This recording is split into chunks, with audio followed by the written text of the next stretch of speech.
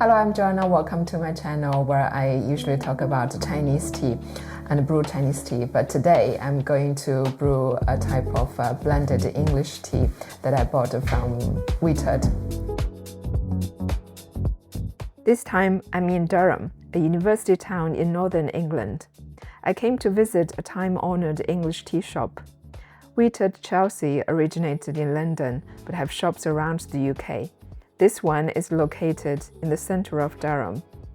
Whittard was started by Walter Whittard in 1889, specializing in high-quality tea, coffee, and hot chocolate.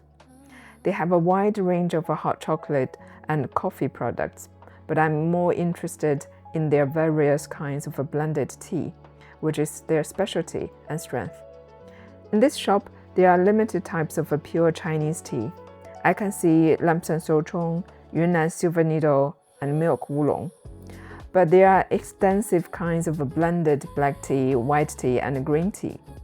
I smelled almost all of their blended tea samples and found some very interesting flavors.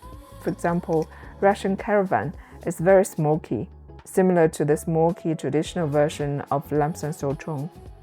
The classic Earl Grey is blended with bergamot and has citrus flavor. English Rose has charming floral aroma. Covent Garden blended tea with flavoring has peach, apricot, and creamy flavor. Covent Garden, peach and apricot. That's really nice. What most unfamiliar to me are the teas blended with some spices, such as different types of chives. My choice at the end is the Covent Garden blend, and I'm interested in trying it out at home. My kids went for the instant tea, sour cherries, and hot chocolate powder. So this is called Covent Garden blend. So it's a blended tea, but with the flavorings. Covent Garden is a landmark in London. It was started as a fruit and flower market. So this tea blend is to recreate the atmosphere that you would get in the Covent Garden market. It has a fruity aroma, but I think that's from the flavoring. Right, today I'm going to use two ways to brew this tea. The first one is recommended by Whittard, using 1 teaspoon of tea leaves and then infuse it for 2 to 3 minutes. This is not my teaware. This is a tea party infuser. So I'm going to put the tea leaves in and then just let it brew in my tea pitcher. If you want, you can also use a mug to drink. First, let's look at the dried tea leaves. So you can tell there's a black tea and with the flower decorations. So there are 3 different kinds of flowers. The blue one is cornflower, the yellow one is marigold, and the orange or red one is safflower. It's a cheaper version of saffron. It smells fruity, but I guess this is from the flavoring, and very intensive aroma. So now let's start brewing it. So now I'm going to put the tea leaves in. Yeah, so this is about 1 spoonful of tea leaves. Then put it in the tea pitcher. I'm going to pour in hot water. It says in this instruction about 98 degrees, but I think my water is about 95 because I left it to cool down a little bit. And it's about 1 full cupful, maybe about 200 milliliters. Now the tea is ready after 2 to 3 minutes, and you can tell the tea color is red. So I'm going to pour it out and try it. Has a bit of a floral fragrance and fruity. And that's the apricot flavoring. It's quite nice. Okay, now I'm going to try to brew this tea in the Chinese Kung Fu style.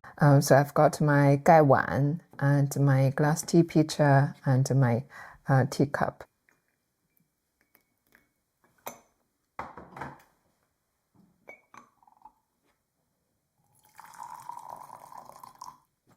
Let's put in the tea leaves. Shake out the fragrance.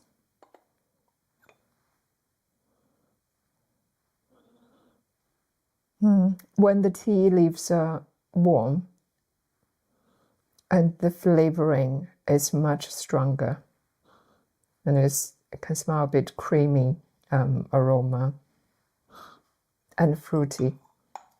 So to brew black tea, usually for Chinese tea, I use 95 degrees of water. So I let the water cool down a little bit in the tea pitcher.